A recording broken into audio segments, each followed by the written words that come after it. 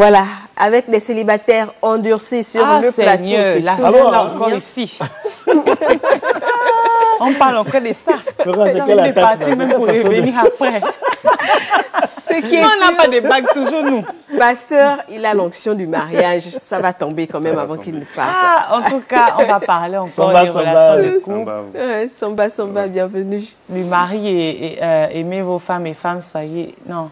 Mari, aimez vos femmes et femmes soyez soumises à vos maris comme au Seigneur. Parlons-en avec le pasteur Soro.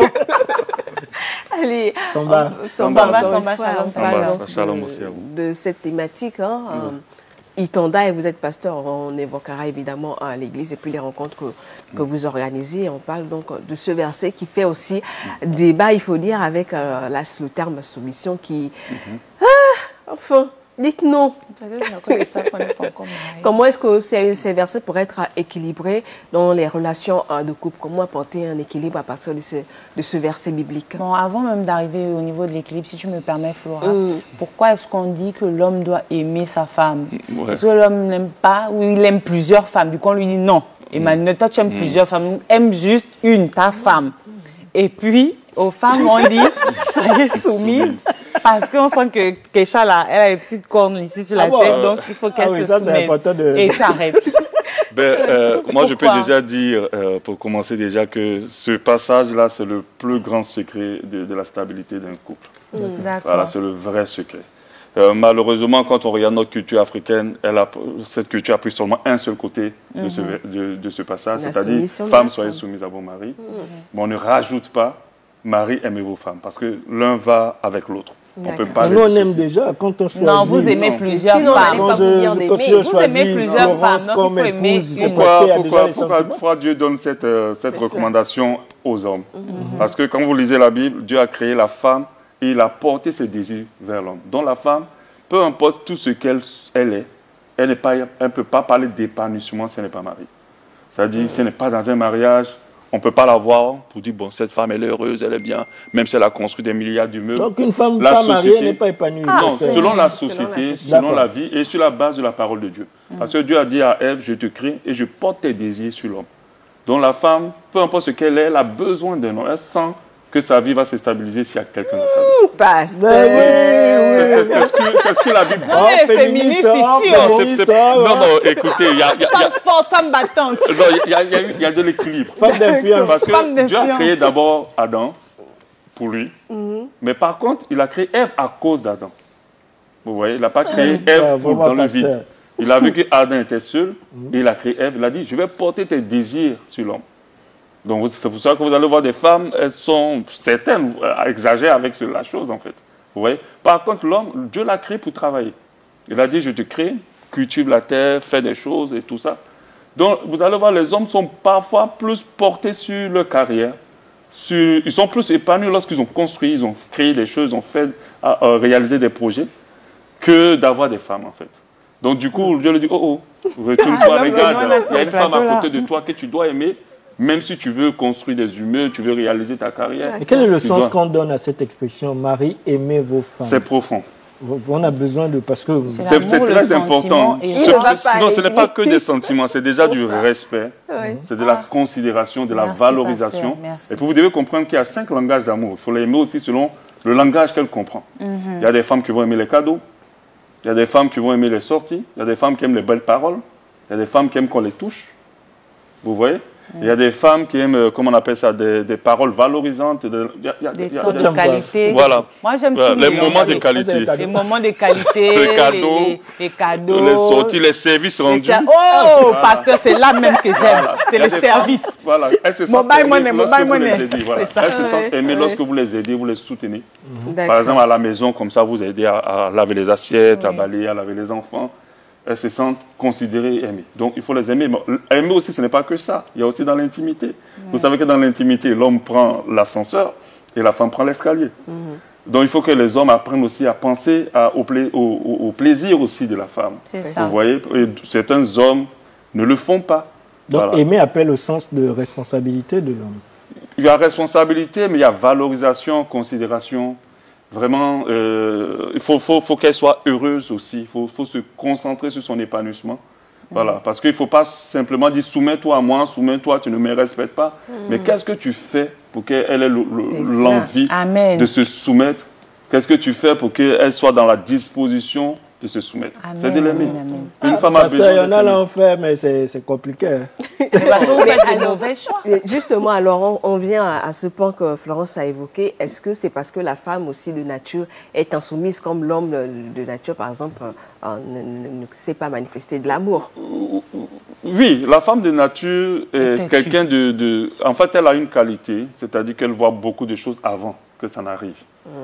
Et parfois, nous les hommes, nous ne le captons pas vite. Et parfois, elle a cette tendance à ne pas savoir le transmettre comme il faut. Et des fois, ça énerve et puis on a l'impression, elles vont avoir tendance à vouloir prendre les rênes des choses pour les régler avant. Mais si j'ai toujours raison, je prends. Non, du coup, non. Parce que vous fonctionnez avec quelqu'un et Dieu l'a établi avant vous. Donc, il faut comprendre que ce n'est pas une soumission d'autorité ou d'écrasement comme certains le font.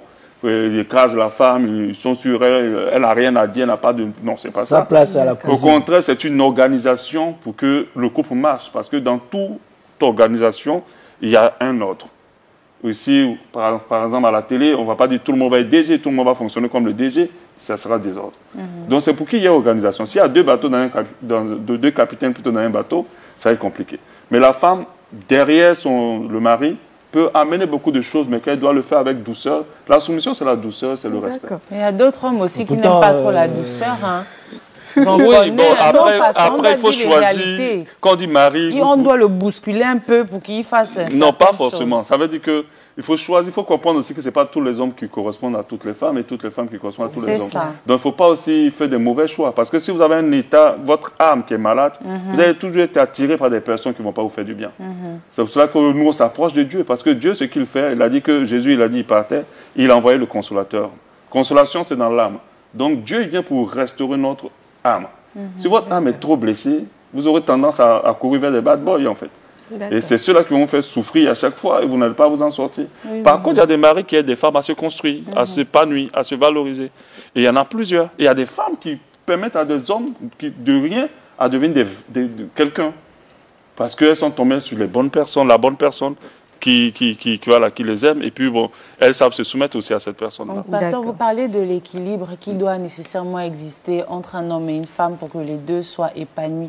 Donc, le concept des femmes qui brandissent leur épanouissement en étant célibataires et donc truffées, l'Éternel est mon berger, mes enfants mon combat, c'est de la fausseté? Bon, c'est des... Après, il y a plusieurs raisons. Moi, je pense que ce sont des femmes qui sont passées par beaucoup de mauvaises expériences. Elles ne sont pas guéries de cela et elles ont décidé de se mettre une carapace de vivre. Aujourd'hui, on est dans une société, dans un monde où Dieu a créé des choses et c'est en étant connecté qu'on arrive à avoir la meilleure des vies qu'il faut. Donc, une femme qui veut vivre sans un homme et se concentrer sur ses enfants, je pense que c'est une femme qui a besoin de guérison intérieure. D'accord. Voilà, elle a besoin vraiment d'être suivie, de parler, de s'ouvrir, parce que ça ne va pas lui faire du bien à la longue. C'est vrai qu'elle va réussir à faire des choses, mais bon, il y a ce qu'on appelle la para, puis il y a ce qui est intérieur. C'est ça. Voilà, donc je ne pense pas qu'elle soit vraiment heureuse comme ça. Ce qui me permet justement d'ouvrir le pont et de parler un tant soit peu de votre association Itanda, qui fait également aussi des activités. D'ailleurs, vous avez une rencontre gratuite. Gratuite, oui. Voilà, encore en vue. De quoi il est question dans cette association? Parce que j'ai envie de dire, en vous entendant ce matin, c'est une association dans laquelle on met des gens en contact selon les profils. Partons. Non, pas du tout. Allons-y là-bas. Pas du tout. En fait, Emmanuel, c'est comment? Mais même si je cherche le mari, est-ce que ça te régale? C'est pas toi que je cherche, laisse-moi. Oui, en fait, Itonda, on l'a pris avec, je crois que c'est Amienne qui veut dire amour. C'est un concept pour préparer beaucoup de personnes à rentrer dans le mariage, surtout ceux qui veulent se marier. Et on l'a commencé, je pense que c'est en 2012, ça fait pas mal d'éditions. Et on a fait tellement de mariages au travers de cela. En fait, on part d'un verset de la Bible qui dit « Vous connaîtrez la vérité vous affranchira ». La vision, c'est que plus vous comprenez des choses, mieux vous attirez les choses à vous. Donc, c'est pour ça qu'il faut lire, il faut comprendre en fait des choses. Et puis, mieux vous pourrez les vivre. Voilà, parce qu'on rentre dans plusieurs relations, des fois qui sont bien, mais sauf qu'on n'a pas le manuel de la relation. Donc, du coup, nous-mêmes, on se retrouve à détruire. Donc, Itonda, c'est un concept qui permet de donner beaucoup d'enseignements aux femmes, aux jeunes hommes qui veulent se marier, même aux personnes qui ne sont pas jeunes, pour pouvoir rentrer dans le mariage et de pouvoir mieux utiliser le mode d'emploi des relations pour aboutir au mariage. Pasteur, on a des récits de plusieurs couples qui ont été enseignés, suivis en ce qui concerne le mariage, mais après le mariage, ça n'a pas tenu. Le divorce est très vite, arrivé à cause des incompatibilités multiformes. Qu'est-ce qui ferait la particularité avec ce concept que j'ai envie de dire nouveau? La particularité, c'est que c'est très pratique. Parce qu'il ne faut pas aller... Il y a enseigner, il y a enseigner. Il y a ce qu'on dit théorique et puis il y a ce qui est pratique. Donc ça veut dire que ça part vraiment de vécu déjà. Bon, je suis marié depuis pas mal d'années. Et puis il faut dire que quand Dieu vous appelle pour quelque chose, il vous permet de comprendre la chose d'une certaine manière, un peu plus que le commun de mortels. Donc je pense qu'il y a beaucoup de transmission. Après, les conséquences, bon, je vais dire les résultats de ce programme sur les mariages qui sont passés par là, nous le voyons. Donc, du coup, je pense qu'il y a quelque chose de particulier. Puis on aborde des thèmes assez pratiques. Par exemple, comme ça, l'année passée, on a parlé des mariages spirituels. Vous voyez? C'est-à-dire qu'on sait qu'on est en Afrique, on sait que spirituellement, il y a beaucoup de blocages dans ce sens-là. Vous pouvez être très bien, mais il peut arriver qu'il y a des entités qui peuvent interférer dans la relation et détruire ou empêcher même le mariage. Donc, on a donné beaucoup de signes de reconnaître que vous êtes marié. Parce qu'il y a des gens qui sont célibataires, mais qui sont mariés spirituellement. C'est une bague spirituelle qu'ils ne voient pas. Et cette bague spirituelle les empêche de rentrer dans une relation. Et l'une des causes des divorces, c'est aussi l'incompatibilité sexuelle. À ce moment, qu'est-ce que vous dites Oui, ben, on enseigne tout ça. Itonda, on touche tout, vraiment. Par exemple, là, pour ce thème-là, on va parler d'intimité. Tout à l'heure, j'en ai parlé, là. Quand certains hommes prennent une femme comme un objet satisfait. Vous avez une édition en cours, c'est ça? Oui, justement, on commence le 29, 30 et 31 août. Là. Voilà, à partir de la semaine prochaine à 18h. Voilà, on va aborder ce thème. Par exemple, comme ça, l'intimité, par exemple. Des hommes qui ne prennent pas le temps de satisfaire leurs femmes. C'est déjà. Et puis des femmes qui se disent chrétiennes, qui sont bloquées par rapport à certaines choses dans l'intimité aussi. Il faut comprendre aussi, c'est important. C'est ça. Voilà, donc on touche à tout. Et je pense que ça apporte de l'équilibre dans les foyers. D'accord. Pour participer, nous, on va vous permettre de communiquer sur ces rencontres-là que vous offrez à ces personnes aspirantes au mariage ou à ces couples. Oui, gratuitement. Merci. Gratuitement. Oui, c'est gratuit. C'est pas payant parce qu'on a un vrai fardeau. On se rend compte que les mariages sont vraiment en décadence de nos jours. Et puis pas mal de personnes qui sont des belles personnes qui restent célibataires, c'est incompréhensible. Et vraiment, on a ce fardeau-là d'agir dans ce côté et stabiliser les mariages par la parole de Dieu, parce que la parole de Dieu donne tellement de choses, conseils par rapport à la vie. Et puis aider beaucoup à se marier aussi, parce que ce sont des belles personnes. Il faut que quelqu'un profite de les bonnes personnes. Et ils peuvent apporter du soleil dans la vie de certaines personnes. Malheureusement, elles sont seules à cause du fait qu'elles n'ont pas compris certaines choses. Je sens que Florence s'en trouve là-bas. Donc, donnez-moi même. Si je commence à parler de ta vie ici, là, ce sera bizarre.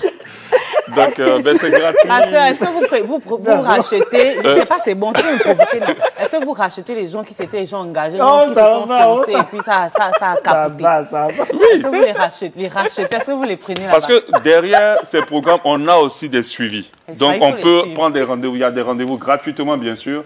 Vous pouvez venir, on peut vous écouter, vous orienter, vous dire que là, c'est là qu'il y a eu le problème. Ta manière de fonctionner fonctionne plus comme ça.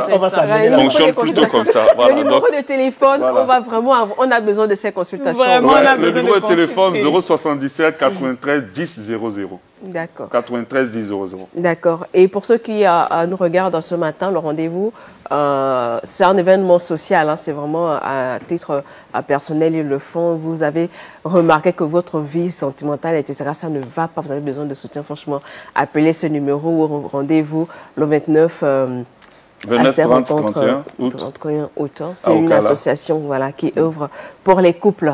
Et puis les aspirants au mariage. Voilà.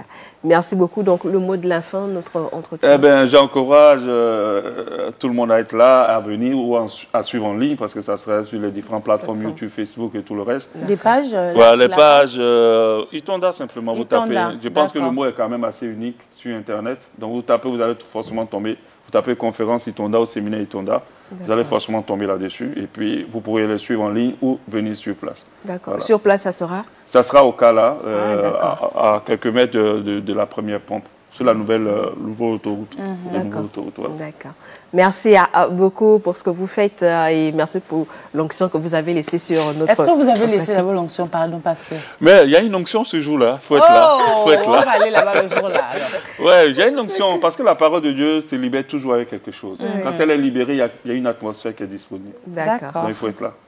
Que Dieu vous bénisse, pasteur Que Dieu vous bénisse Soro. aussi. Merci à vous. Avec vous, on parlait donc des relations de couple équilibrées. Marie, aimez vos femmes. Et puis nous, faisons l'effort d'être soumises à nos maris comme au Seigneur. Allez. Voilà. Merci, on vous raccompagne avec ceci et derrière.